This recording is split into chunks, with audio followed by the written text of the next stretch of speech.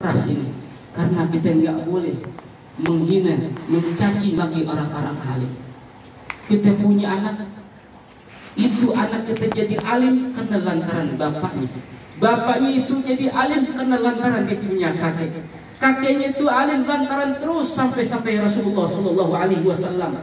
Maka Syekh Abdul Qadir Al-Jailani dalam kisahnya, dalam manakibnya, beliau menceritakan ketika Syekh Abdul Qadir Al-Jailani di umur 9 tahun.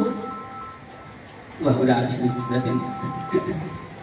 Di umur 9 tahun Syekh Abdul Qadir, maaf, di umur 7 tahun Syekh Abdul Qadir Jailani semenjak kecilnya dia ngembala kebo. Tahu kebo?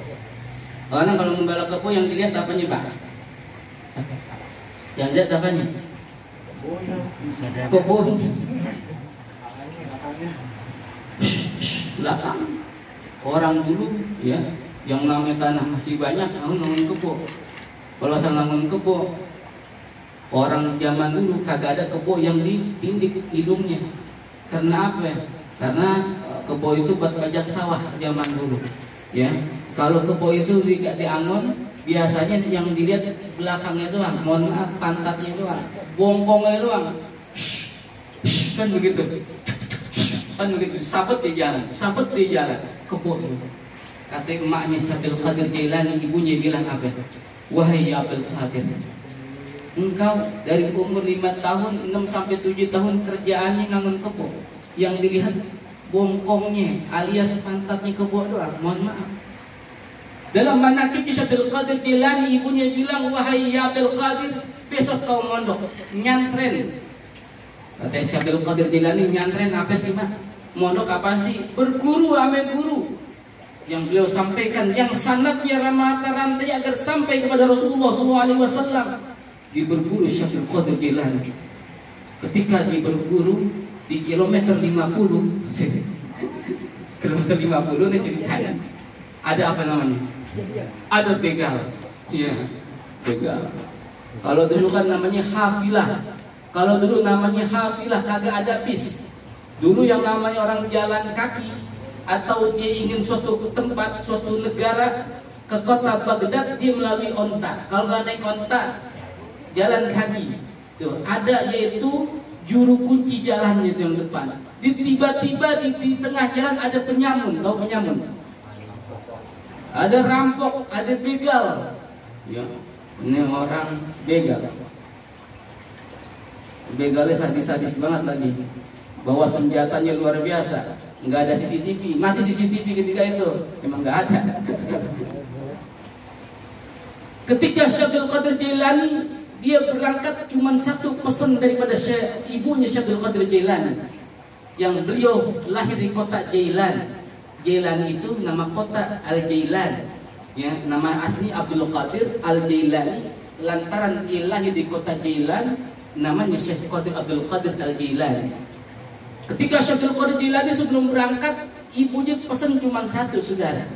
Dia nggak pesan ntar ada harta, ntar dia punya warisan, nggak ngomong begitu ibunya. Pesan wasiatnya cuma satu. Apa pesan daripada ibunya? Alaika bisidqi ya Abdul Qadir.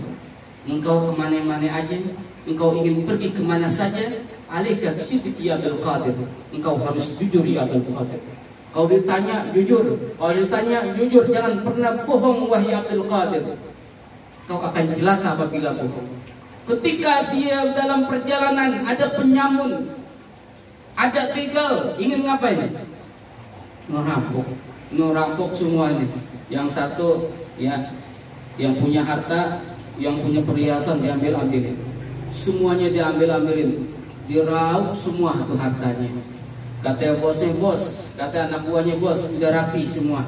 Semuanya sudah kita ambil hartanya. Ya, terus gimana ya bos? Udah, nggak apa-apa ya, dia pergi lagi. Cuman ada satu ya bos, anak kecil. Siapa itu? Saya panggil dulu, dipanggil tuh anak kecilnya. Wahai bocah, ya walad, apa yang kau punya hari ini? Apa yang kau miliki wahai ya walad? Apa yang kau miliki wahai ya walad? Kata Tuhan Syekh Abdul Qadir Jailani bilang, saya punya harta. Cuman hartanya aku taruh kantong, dan kantongnya dijahit sama ibuku ini. Syekh Abdul Qadir Jailani jujur. Aku memiliki khamsina dirham, ya, khamsul dirham. Saya punya yaitu 5 dirham dalam kantong. Kata ibu saya, jangan dibuka. Kalau sampai ke tempat Baghdad dan bertemu dengan guruku, maka itu baru dibuka, wahai Tuhan. Dengan kejujuran daripada Syekh Abdul Qadir Al-Jailani, karomah daripada Syekh Abdul Qadir Al-Jailani keluar pada saat itu.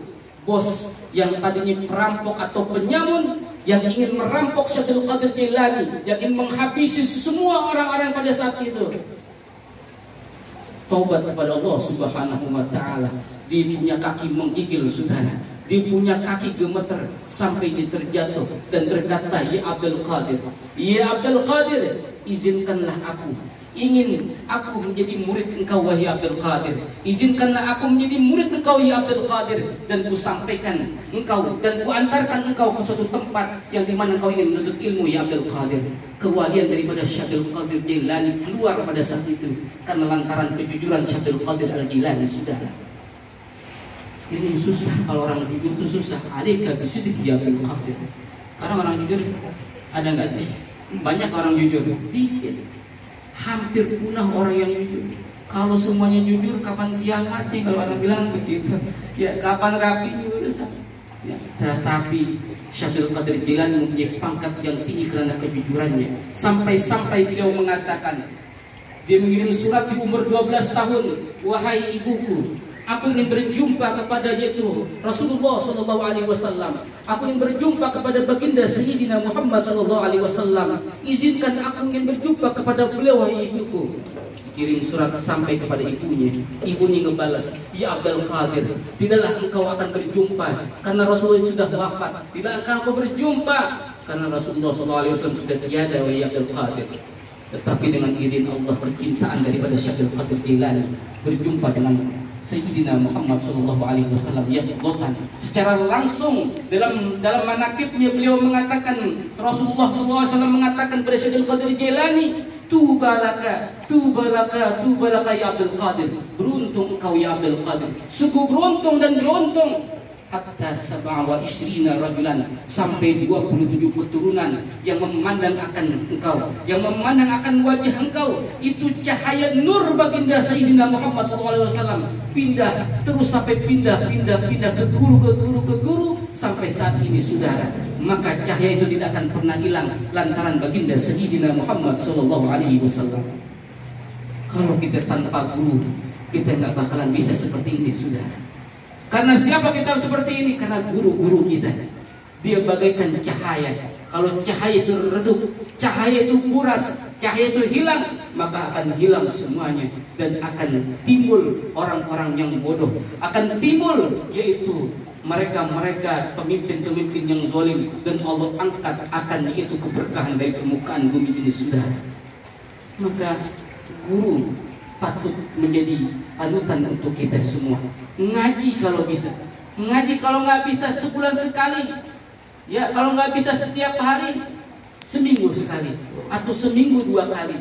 Jangan sampai 40 hari kita nggak punya ilmu, nggak sampai cahaya nur baginda Sayyidina Muhammad SAW dalam diri kita.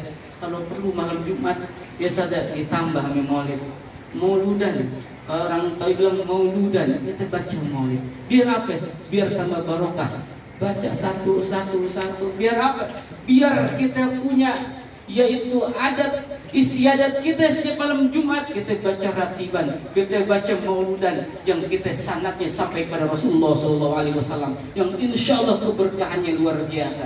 Karena ad-dunya sijnul mu'min, dunia adalah tempatnya penjaranya orang-orang mukmin, dan wajinnatul kafir, dan menjadi surganya orang-orang yang kafir. Maka oleh karenanya di malam hari ini datangnya Rasulullah merupakan jadi nikmat untuk kita semua. Datangnya baginda Sayyidina Muhammad untuk menjadi nikmat untuk kita semua. Oleh karenanya menjadi oleh-oleh untuk kita yang pertama adalah Nabi dalam sabdanya, "Adibu auladakum ala thalathah khisalin hubbi nabiyyikum." Ajari anak-anak kita, putra-putri kita, ajari anak-anak kita, keturunan generasi kita yang pertama, hubbi nabiyyikum, ajarkan yaitu cinta kepada baginda Sayyidina Muhammad SAW. Yang kedua, wa hubbi ahli baiti, cinta kepada keturunan-keturunannya darah yang mengalir pada baginda Sayyidina Muhammad sallallahu alaihi wasallam.